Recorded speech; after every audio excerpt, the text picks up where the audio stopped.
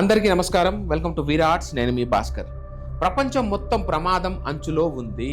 ఏ క్షణమైనా మూడో ప్రపంచ యుద్ధం జరగవచ్చు, ప్రపంచ వినాశనం జరగబోతుంది అని మీడియా ఛానల్లో, న్యూస్ ఛానల్లో చెప్పడం జరుగుతుంది.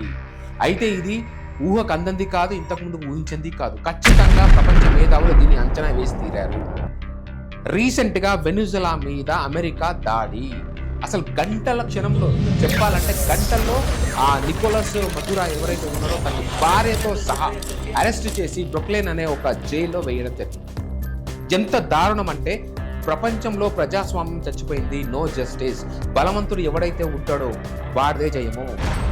ఇదే దుస్థితి భారత్కి పట్టకుండా అప్పట్లో ఉన్న మన వాజ్పేయి కావచ్చు, అబ్దుల్ కలాం కావచ్చు, లేకపోతే ఇందిరాగాంధీ కావచ్చు, వాళ్ళు చేసిన కృషి వల్ల మనకు న్యూక్లియర్ పవర్ రావడం వల్ల మన దేశం వైపు ఎవరు కన్నెత్తి చూడకుండా ఉండిపోగలం.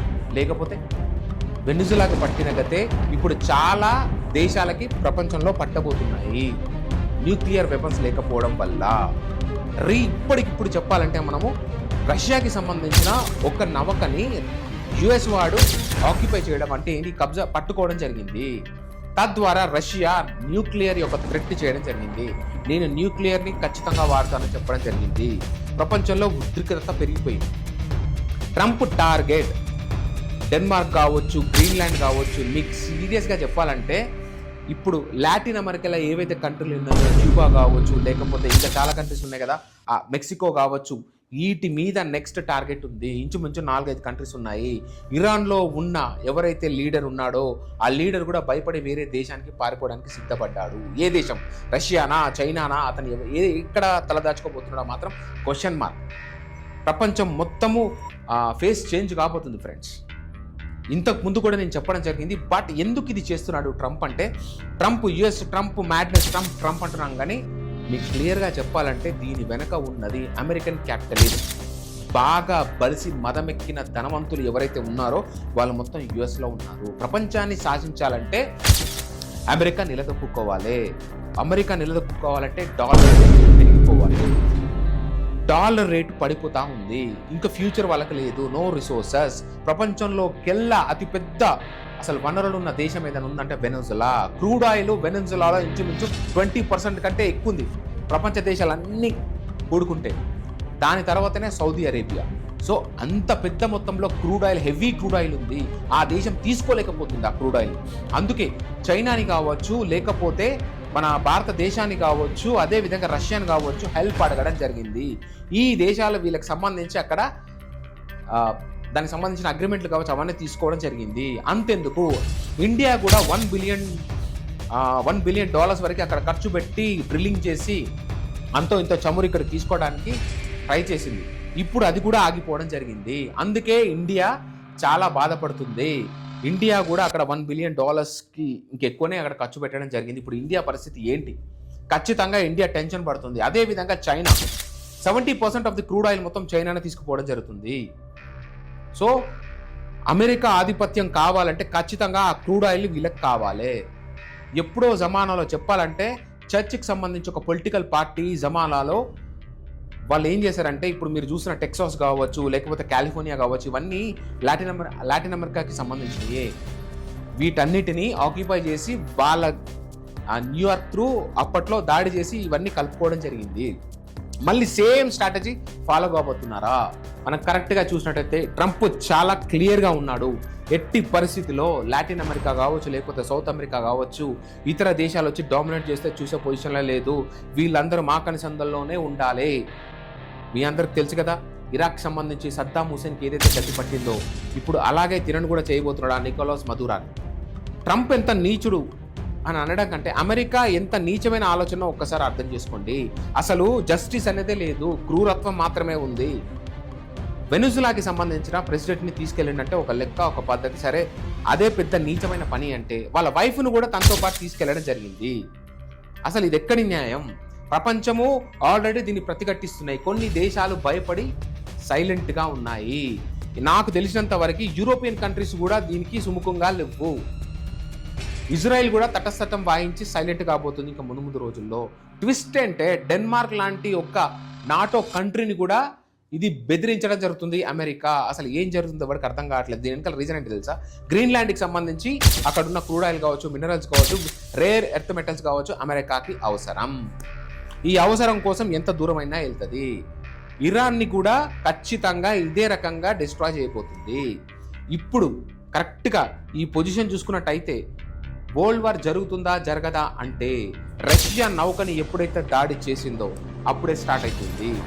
ఇంకా నెక్స్ట్ ఏ కంట్రీలు కలవబోతున్నాయి? నార్త్ కొరియా కిమ్ జోంగ్ ఎవరైతే ఉన్నారో ఆడ ఆల్రెడీ వార్నింగ్ ఇవ్వడం జరిగింది. మీడియం కూడా మనం చూసే ఉంటాము, ఏదో కన్నీళ్ళు పెట్టుకున్నట్టు యాక్టింగ్ చేస్తూ ఖచ్చితంగా నేను చేయబోతున్నా అని చెప్పి. నార్త్ కొరియాకి సంబంధించి ఎవరైతే కిమ్ జోంగ్ ఉన్నాడో జపాన్ని, సౌత్ కొరియాని గెలకడం జరుగుతుంది. ఫైనల్గా ఏ కంట్రీ ఎక్కడ ఉండబోతున్నాయో మీ అందరికి తెలిసిందే. అమెరికా, అదేవిధంగా నాటో కంట్రీస్ ఉంటాయో ఉండేవో ఒకటి తెలియని క్వశ్చన్ మార్క్ అయితే ఖచ్చితంగా China, Russia, Iran, north Korea ఈ దేశాలన్నీ ఒకవైపు ఉండబోయి కొట్లాడబోతున్నాయి. చైనా తైవాన్ మీద దాడి చేస్తానంటే తప్పు, మిమ్మల్ని వెనుక ఉంటామని చెప్పి తొడగొట్టిన అమెరికా ఏ లెక్క ప్రకారము, ఏ పద్ధతి ప్రకారము అమెరికా వెనుజులా మీద అటాక్ చేసింది? ఒక్కసారి ఆలోచించండి ఫ్రెండ్స్. సో ఇక్కడ మంచి చెడు లేదు, న్యాయం ధర్మం లేదు, బలము, ఆర్థిక బలం ఒక్కటే ఇక్కడ వాళ్ళకున్నది. ఖచ్చితంగా వీళ్ళు ఇలాగే ముందుకెళ్తే మాత్రం డెఫినెట్గా మనము ఒక ప్రపంచ వినాశనమే చూడబోతున్నాము. డెఫినెట్గా this is for sure. And వీళ్ళు ఇలా చేయాల్సిన అవసరం ఏంటంటే దీని వెనక క్యాపిటలిస్టులు ఉన్నారు. అమెరికాలో ఉన్న ధనవంతులు, మదమెక్కిన రాక్షసులు. వీళ్ళు అమెరికాలో మాత్రమే ఉన్నారా, వేరే దేశాలు లేరా అంటే ఈ యూరోపియన్ కంట్రీలో ఎక్కడైనా ఉండొచ్చు. సీరియస్గా చెప్పాలంటే జార్జ్ సోరోస్ లాంటి వ్యక్తులు కావచ్చు, ఇంకా చాలామంది. ఇంకోటి ఇష్టం ఏంటంటే ఈ కొంతమంది ధనవంతులు అంటే ఏంటి 2.5 బిలియన్స్ తోటి బ్లాక్ రాక్ సంస్థ అమెరికా నుంచి వెళ్ళిపోవడానికి సిద్ధపడ్డదా? చాలా ఊహాగానాలు వస్తున్నాయి. సో ఈ అమెరికాలోని సంస్థ నిలదొక్కుకోవాలన్నా లేకపోతే వీళ్ళ సూపర్ పవర్ ఉండాలన్నా ఖచ్చితంగా డాలర్ వాల్యూ పెరగాలి. ఎందుకంటే చైనా డాలర్లో చేయట్లేదు. వెనిజులా తోటి కూడా వాళ్ళ యాన్లోనే ఒప్పందం చేసుకోవడం జరిగింది. రష్యా, ఇండియా, మిగతా కంట్రీస్ అన్ని సిల్వర్ గోల్డ్లో ట్రేడ్ చేస్తున్నాయి. ఒకప్పుడు ఒక కంట్రీ ఇంకో కంట్రీ ట్రేడ్ చేయాలంటే తెలుసు కదా, డాలర్స్ చేంజ్ చేయాలి. సో వాళ్ళిద్దరు డాలర్స్ చేంజ్ చేయాలంటే ఏం చేయాలి? అమెరికా వాడు నోట్లు ముద్రించాలి. ఉత్తు పుణ్యానికి ఆ దగ్గర రిసోర్సెస్ ఉన్నాయా లేదా సంబంధం లేదు, నోట్లు ముద్రించాలి, వాళ్ళకి ఇచ్చేసేయాలి.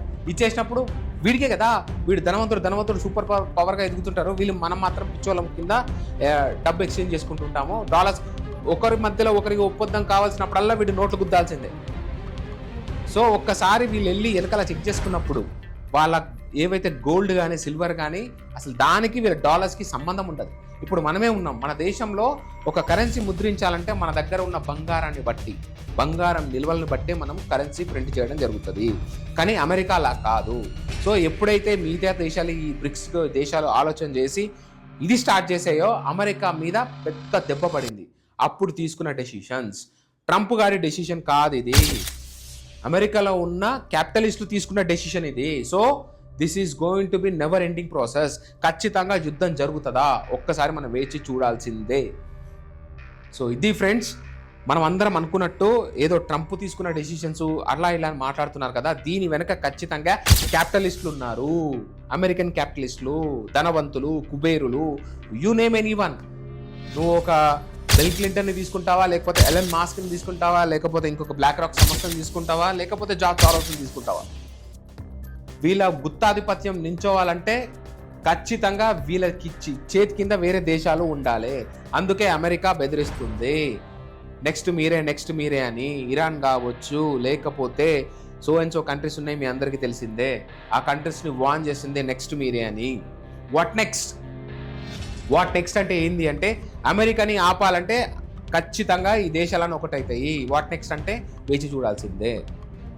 నేను కూడా ప్రిడిక్ట్ చేయలేను. వై? బికాస్ ఏదైతే స్టార్ట్ అవ్వాలో అది స్టార్ట్ అయిపోయింది. ఇది ఫ్రెండ్స్, మాట్లాడడానికి కూడా ఏం లేదు, ఖాళీ ఇంకా మనం చూడడం మిగిలిపోయింది. ఏం వరల్డ్ వార్ 1, వరల్డ్ వార్ 2 అలా ఉండేదంట, ఇలా ఉండేదంట అని మనం చదువుకున్నాం కదా. ఇప్పుడు మనం కళ్ళారా చూడబోతున్నాం దాని వినాశనం ఎలా ఉంటుందో. అంతకంటే మన చేతిలో ఏం లేదు. అది కూడా ఏంది 2026 స్టార్టింగ్లోనే స్టార్ట్ అయిపోయింది. అంటే గాడ్ నోస్ ఇంకా ఏమెన్ని దారుణాలు మనం చూడబోతున్నామో. సిగ్గు శరం, అసలు కనీసం న్యాయం ధర్మం ఇలాంటి అంటూ ఏవి ఉంటాయి? పైగా అందులో అమెరికా వాడొక బూచోడు. సో ఇది ఫ్రెండ్స్ నా అనాలిసిస్. మీరు ఒకసారి ఆలోచించండి. మీరు ఒకటి గుర్తుపెట్టుకోండి, ట్రంప్ అంటున్నారు కానీ వెనకాల ఉన్నది ట్రంప్ కాదు, వెనకాల ఉన్నది క్యాపిటలిస్ట్. ఇది ఫ్రెండ్స్, ఈ ఎపిసోడ్ నచ్చిందని కోరుకుంటూ నెక్స్ట్ ఇంకో ఎపిసోడ్లో మళ్ళీ కలుద్దాం. Until then bye bye.